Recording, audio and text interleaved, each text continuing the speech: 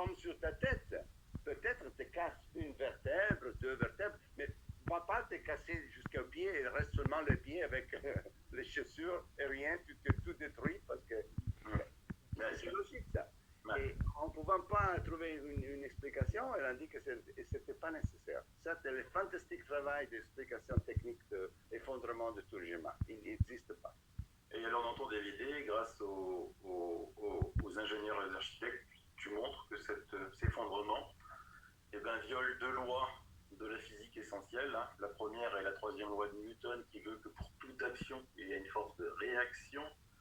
Et l'autre, c'est celle de la conservation de l'impulsion, ce qui lui démontre que la vitesse à laquelle les tours jumelles s'effondrent sont proches de la chute libre. Structural engineers do this every day. This is not rocket science. You have the known weight of this building mass. You have what are known columns below it in order to resist it.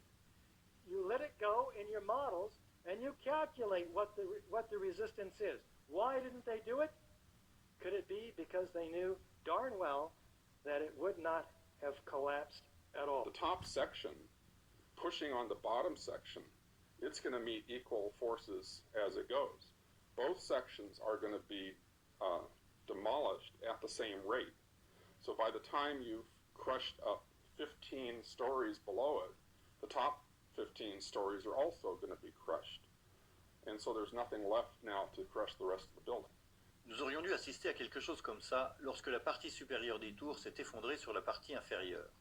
Les parties supérieures et inférieures auraient dû se détruire mutuellement jusqu'à ce que l'énergie se dissipe et que le système atteigne un nouvel équilibre et se mette au repos. Ce qui ne pouvait pas se produire, c'est ceci. A little tiny chunk of the building can't possibly fall and crush the entire structure below it. C'est un concept si simple et fondamental que les représentants de l'association des architectes et ingénieurs ont été stupéfaits de le voir totalement ignoré par le NIST. This is high school physics, and our whole society is being led to believe that these fundamental laws of physics, hard science, don't apply. Revenons à présent aux tours jumelles et posons-nous une simple question.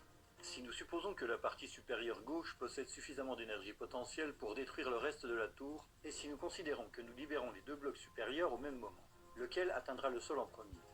Le second, bien sûr, puisqu'il ne rencontre aucun obstacle sur son passage. Le bloc de droite va accélérer rapidement sous l'effet de la gravité et maintenir cette accélération jusqu'au sol.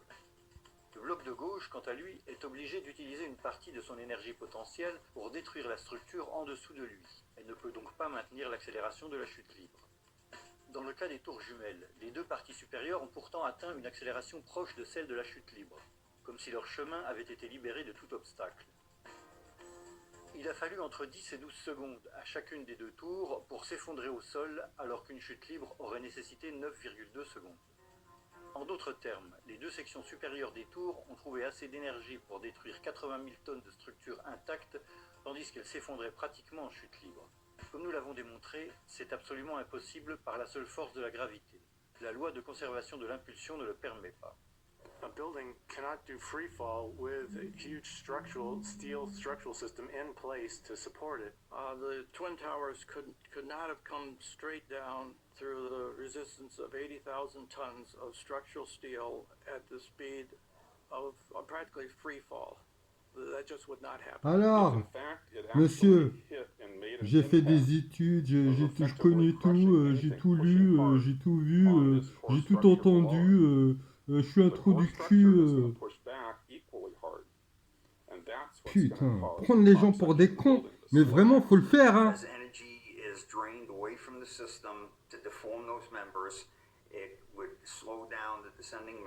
Des bunkers des étoiles, des bunkers de mon cul. Tu sais ce que ça veut dire? Des bunkers de mon cul.